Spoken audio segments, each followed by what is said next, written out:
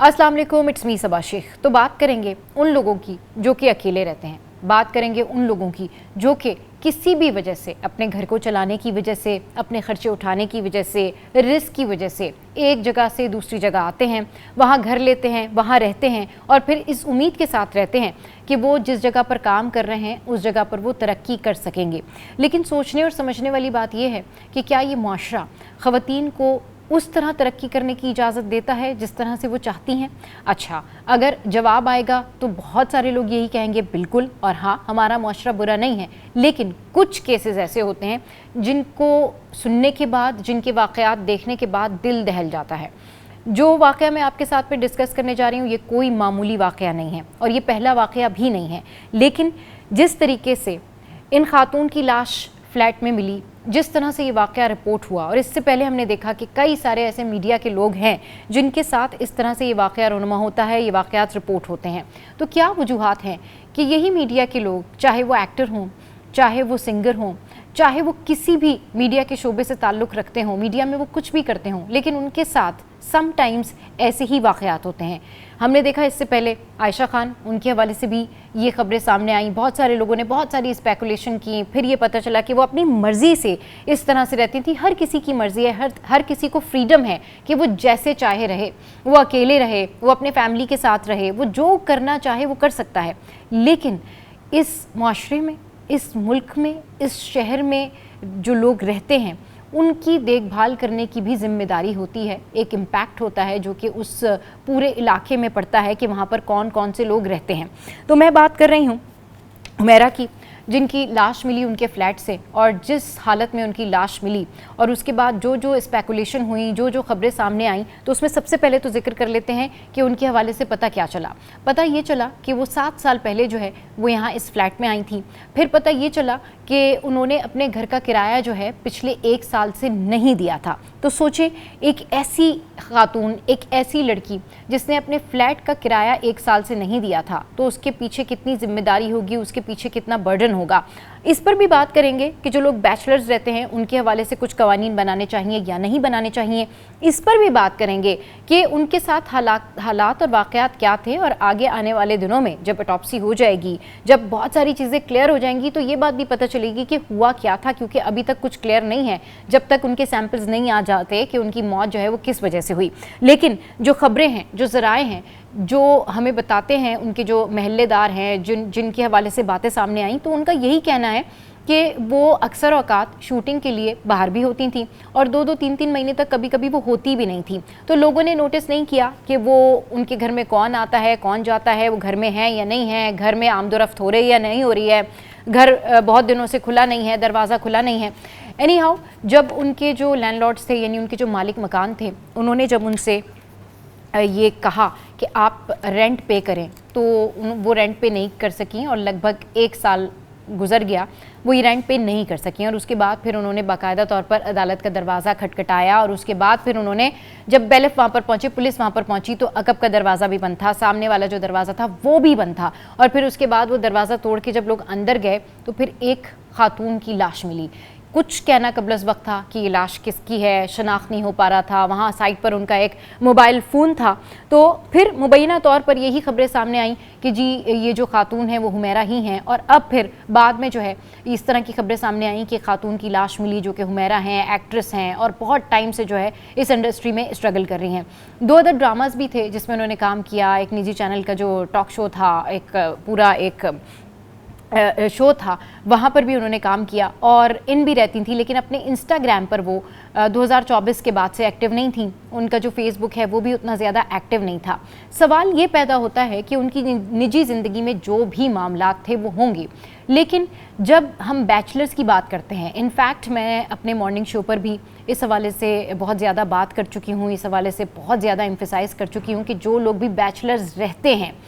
अपनी मर्ज़ी से रहें, अपने घर वालों की मर्ज़ी से रहें, या जो भी उनके अपने घर वालों के साथ मामलात हों, मिलते हैं या नहीं मिलते हैं, लेकिन उनको अपना कोई ना कोई एक ऐसा रिस्पेक्टेबल गार्जियन ज़रूर बनाना चाहिए जो उनके ऊपर नज़र रखे, जो एटलीस्ट उनको ये देखता रहे कि कहीं उनका BP लो हो गया, वो घर में गिर तो नहीं गए, कहीं वो परेशान तो नहीं है, कहीं वो स्ट्रेस में तो नहीं है। अब जब ये बात पता चली और ये खबर सामने आई कि जो हुमैरा हैं उनके जो पेरेंट्स हैं, जब उनको बताया गया, उनके वालिद को बताया गया कि ये हादसा हुआ है, तो उन्होंने कहा कि हमने तो उनसे मिलना छोड़ा हुआ था और हमारा उनसे कोई ताल्लुक़ नहीं है, और अभी तक की खबरों के मुताबिक उनके वालिदैन जो हैं,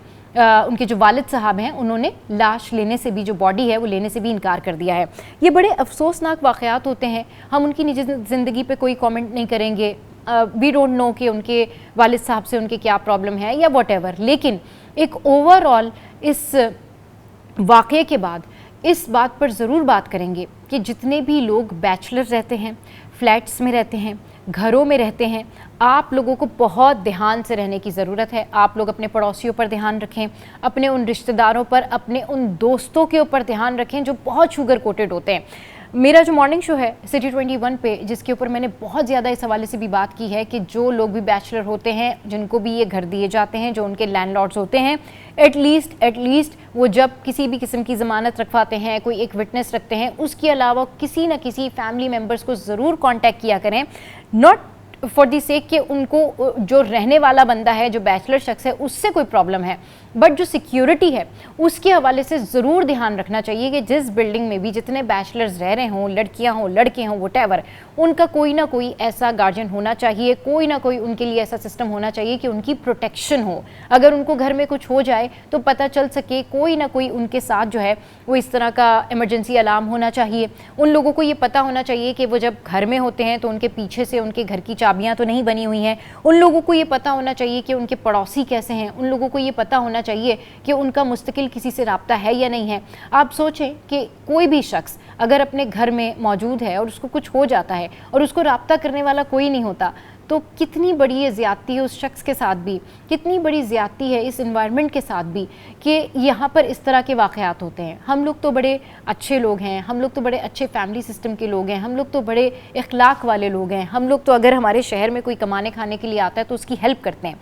लेकिन अब जिस तरह से ये वाक़या पेश आया, उसमें आप अगर देखेंगे ना, नोटिस करेंगे, तो इस तरह के वाक़यात ज़्यादातर मीडिया के लोगों के साथ ही होते हैं। तो इस बात पर भी गौर करने की ज़रूरत है कि क्या वजूहात हैं, क्या वजह है कि ये वाक़यात आए दिन एक्ट्रेस के साथ ही होते हैं, क्या वजूहात हैं कि ये वाक़यात मॉडल्स के साथ ही होते हैं, क्या वजूहात हैं कि ये वाक़यात मेकअप आर्टिस्ट के साथ होते हैं। ये वाक़यात आपको उन लोगों के साथ मिलेंगे जो कि स्ट्रगल कर रहे होते हैं, जिनका ताल्लुक़ मीडिया से होता है। अच्छा, बहुत सारी ऐसी फैमिलीज़ होती हैं